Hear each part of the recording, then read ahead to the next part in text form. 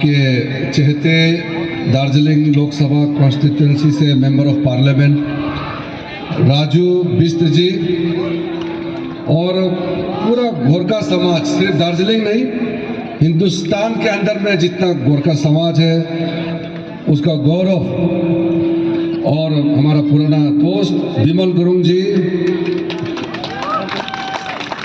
हमारे बीच में काफ़ी सीनियर लीडर मौजूद हैं, नीरज जिम्बा जी, x MP RB Rai ji, मान गिशिंग जी, दवा फखरीन जी, विकास राय जी, प्रोफेसर महेंद्र P लामा जी और अन्य वरिष्ठ यहाँ समाज में काम करने वाला हमारे बीच में आज मौजूद है। मैं बहुत लंबा नहीं बोलूँगा, 5-6 मिनट मैं सिर्फ अपना दिल का बात कहना चाहता हूँ।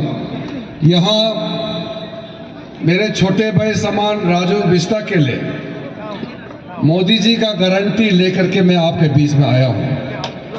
आज जो विमल गुरुंग जी ने जो बातें कही, राजू बिष्ट जी ने जो आपको अपना अभी जो बात बताया, उसको पूरा करने के लिए 100% लागू करने के लिए इस देश का एक सीनियर मिनिस्टर, एक कैबिनेट मंत्री, मोदी जी का कैबिनेट का साथी होने के नाते नरेंद्र मोदी जी की ओर से पूरा करने के लिए गारंटी मैं दे करके जाना चाहता हूं। गोरखा समाज के लिए मुझे कहने के लिए बहुत कुछ है, क्योंकि हमारा बचपन से गोरखा समाज के साथ हम लोग उठक बैठक साथ में रहा है और बड़ा पला। और दिल्ली में हो या दुनिया में, मैं जब इंग्लैंड गया था वहाँ का गोरखा समाज मुझे मिलने आया। मैं जब ऑस्ट्रेलिया में गया वहाँ भी गोरखा समाज से मेरा मुलाकात हुआ, अमेरिका में भी और पूरा देश भर में। आसाम में गोरखा का पॉपुलेशन बहुत ज़्यादा है, मेरे राज्य में भी, अरुणाचल प्रदेश, और जितने भी गोरखा समाज हमारे देश में है उनसे मैं बीच बीच में मिलते रहता हूँ। और आपने पिछले बार इतना अच्छा MP बनाया, आज मैं फक्र से आपको बताना चाहता हूँ, हमारे छोटे भाई राजू बिष्ट आज पार्लियामेंट के अंदर में गोरखा का आवाज बन करके खड़ा है। और जब भी वो गोरखा का कोई भी समस्या सामने में आती है तो वो मुझे भी कहते हैं, प्रधानमंत्री जी को, गृह मंत्री जी को और बाकी सीनियर मिनिस्टर के बाद में जाकर के पूरा गोरखा का जो प्रॉब्लम है उसको राजू जी पूरा सॉल्व करने के लिए 24 घंटे लगा रहता है। इसलिए इस बार के चुनाव में बहुत अच्छा मौका आपको मिला है।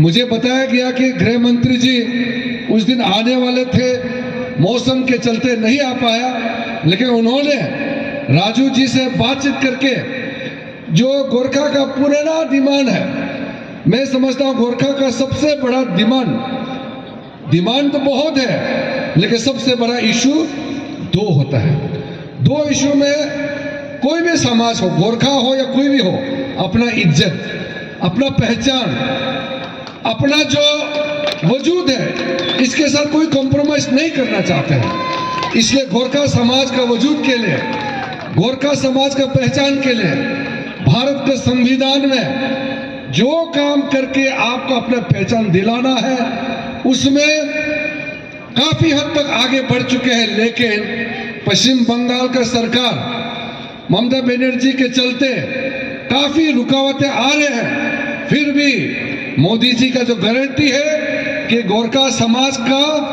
मान और सम्मान को अगर कोई पूरा करेगा तो सिर्फ नरेंद्र मोदी ही कर पाएगा, कोई नहीं कर पाएगा।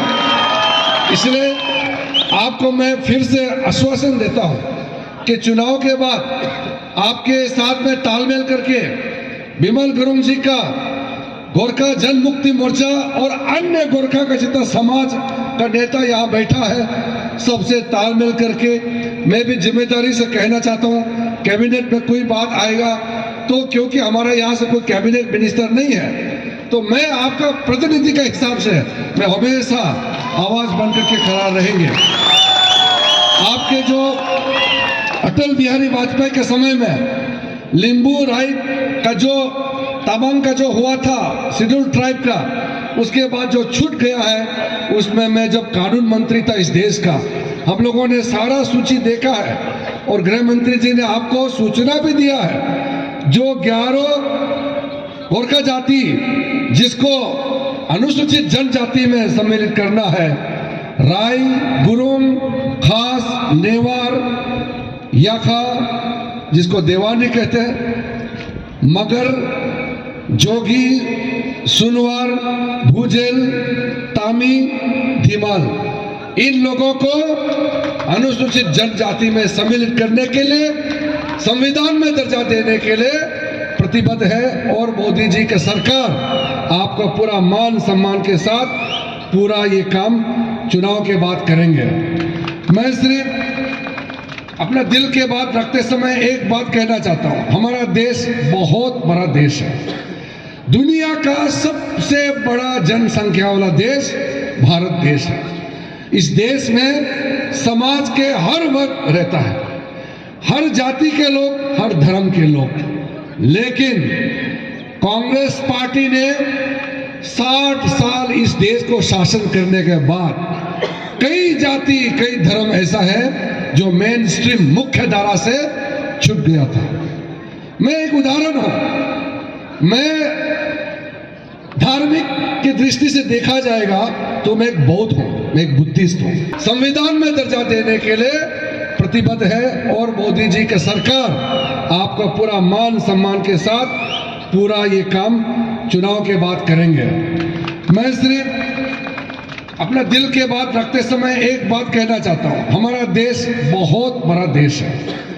दुनिया का सबसे बड़ा जनसंख्या वाला देश भारत देश है।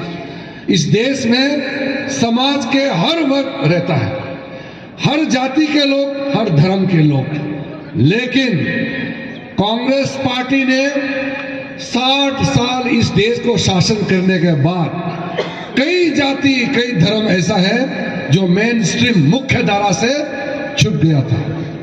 मैं एक उदाहरण हूं, मैं धार्मिक की दृष्टि से देखा जाएगा तो मैं एक बौद्ध हूं, मैं एक बुद्धिस्ट हूं, एक ट्राइबल भी हूं, मैं एक बुद्धिस्ट भी हूं।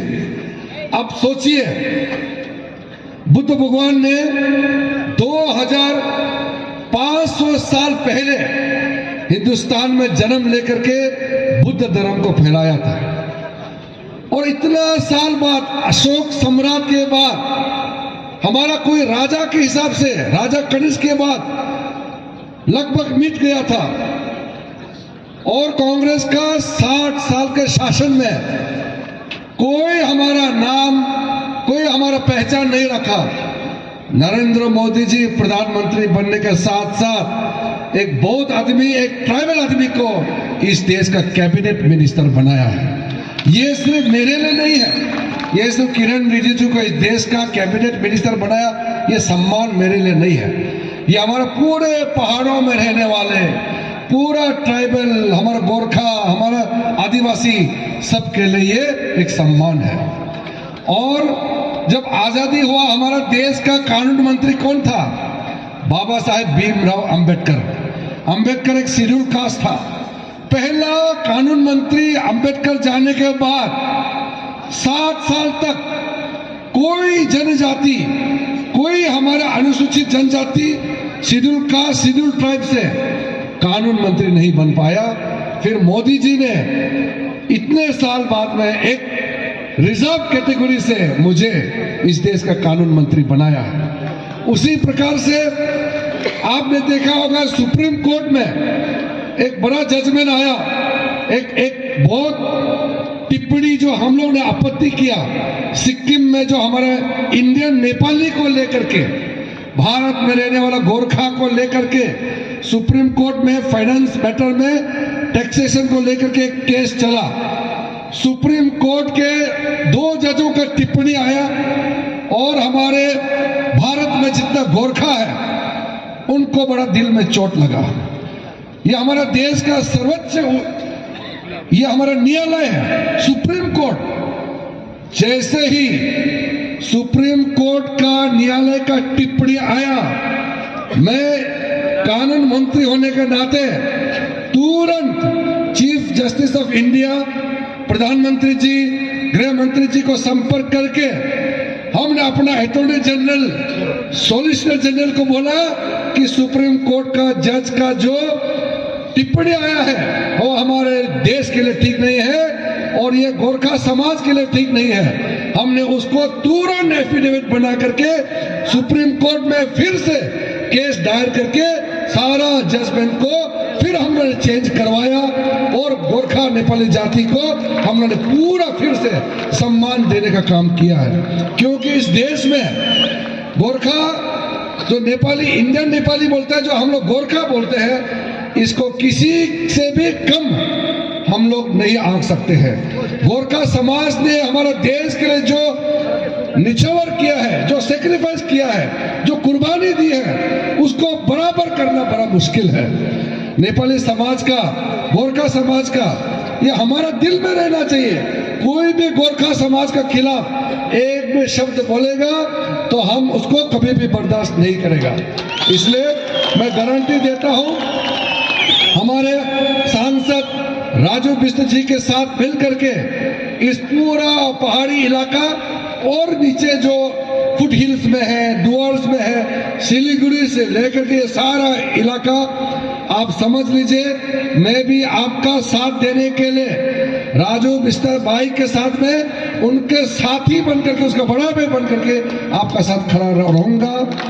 बहुत पॉइंट है, दार्जिलिंग और ये खरसोंग एरिया इलाका के लिए करोड़ों का पैसा पश्चिम बंगाल को जो दिया है, मेरा पास पूरा डॉक्यूमेंट है। मैं अभी रास्ता में भी देखा, कल भी देखा, इतना पैसा बेचने के बाद ममता बनर्जी का जो सरकार है, सारा का सारा पैसा इधर उधर करके आप तक नहीं पहुंचा रहा है। मुझे बड़ा चिंता है। मैं इसको डिटेल में इसलिए नहीं कहूंगा, ज्यादातर आपको ऑलरेडी इसके बारे में पता है, इसलिए मैं बहुत समय नहीं लेते हुए सिर्फ इतना ही कहना चाहता हूं कि आज दार्जिलिंग का जो चुनाव होने जा रहा है, ये सिर्फ भारतीय जनता पार्टी के लिए, राजू बिष्ट के लिए ही नहीं, ये दार्जिलिंग का फ्यूचर के लिए आप वोट डालने जा रहे हैं। ये आप सोचिए, जितना वोट भारतीय जनता पार्टी के कैंडिडेट राजू बिष्ट जी को एक एक वोट जो पड़ेगा,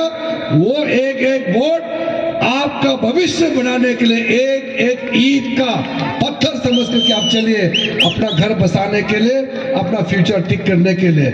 इसलिए मैं फिर से आज जो यहाँ कार्यक्रम, इस मीटिंग का जो आयोजक है, ऑर्गेनाइजर्स है, सबको धन्यवाद देते हुए, फिर राजू जी, विमल जी, आप पूरे टीम, हमारे यहाँ जितने सीनियर लीडर आया है और जितने कार्यकर्ता, हमारे बीजेपी के शुभ चिंतक, सब आपको मैं फिर से बहुत बहुत धन्यवाद दे करके अपना वाणी को समाप्त करना चाहता हूं। जय हिंद, जय गोरखा, धन्यवाद।